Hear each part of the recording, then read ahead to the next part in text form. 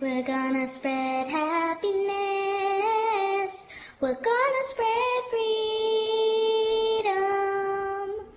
Obama's gonna change it. Obama's gonna lead 'em.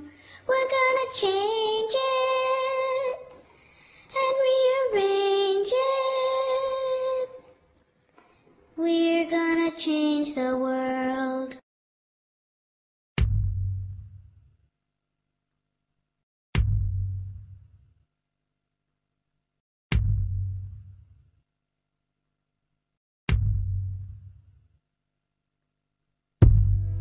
I have found the answer. It is the same question that our nation is asking. Are you the one? Are you the one? I'm here to tell you, Iowa, he is the one. He is the one. Barack Obama.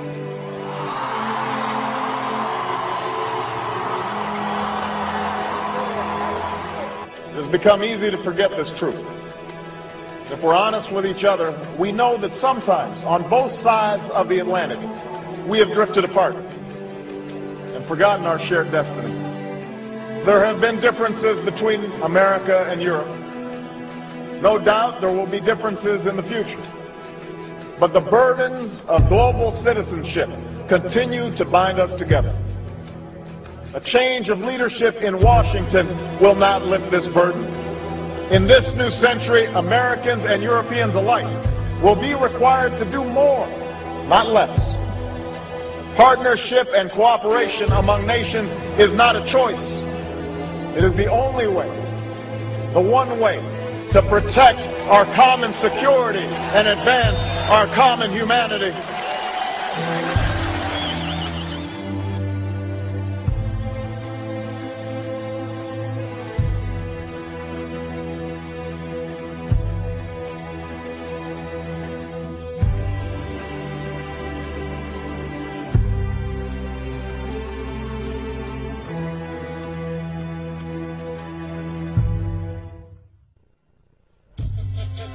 Tonight, a proposal for an expanded so-called free trade zone from Alaska to the tip of South America. It's a plan from the business elites, the political elites, that will cost more American jobs, cost American sovereignty, but it would fulfill the president's father's vision.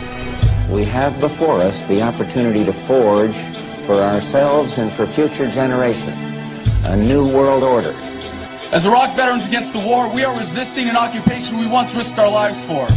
We swore to support and defend the Constitution of the United States of America, but we found out the hard way that the greatest enemies of the Constitution are not to be found in the sands of some far-off land, but rather right here at home. We are inspiring a generation of young Americans to find a better way to serve their country than dying for empire. And by supporting those who are actively resisting, we inspire further resistance and ensure that soldiers still have the right, as is their duty, to disobey illegal orders. You guys know the lies, and I bled for these lies. I watched my brothers die for these lies. Some of the Obama supporters are there here. Obama for change, right? Obama to end the war, right? Well, I have some bad news about Obama too. The anti-war candidate, right? He wants to keep 40,000 troops in Iraq indefinitely. He wants to continue the occupation, interfere with Iraqi sovereignty.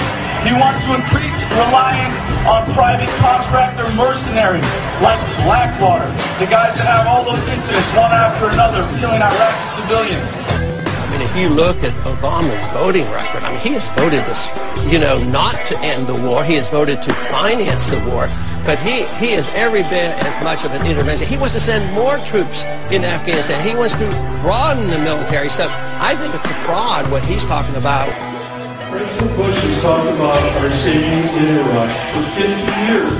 Maybe 100. I can find Some people, like the senator, he thinks we should be there for 100 years if necessary. How can he commit the young people of this world 5 more generations to be in Iraq if it's necessary? I say it's time to come home. Senator McCain, I believe U.S. Troop levels need to increase, and for at least a year now I've called for 2 additional brigades, perhaps 3.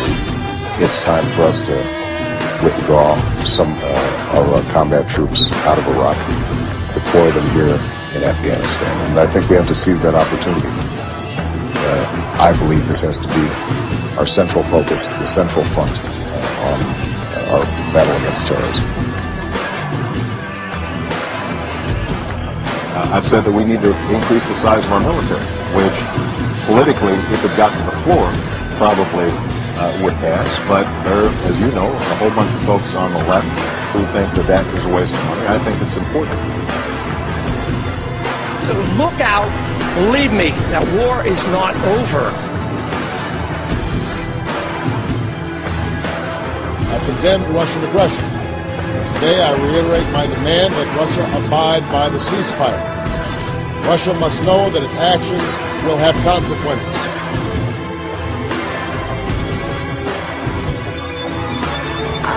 But before I say anything else, I just want to say that I was running from Georgian troops bombing our city, not Russian troops. I want to say thank you to the Russian troops that were helping us out.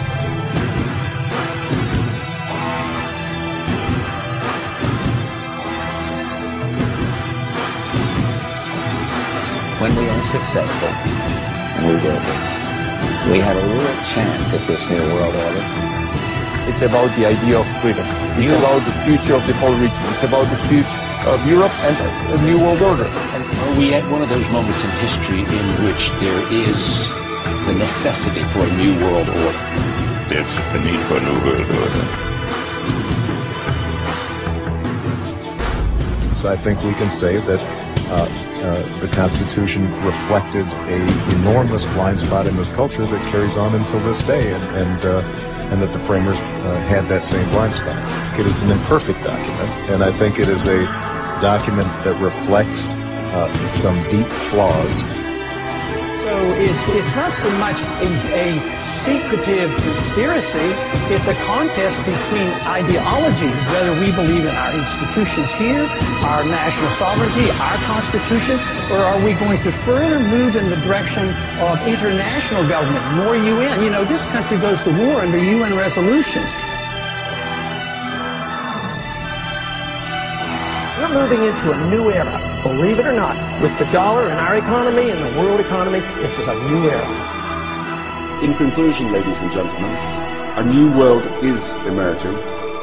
It is a new world order with significantly different and radically new challenges for the future.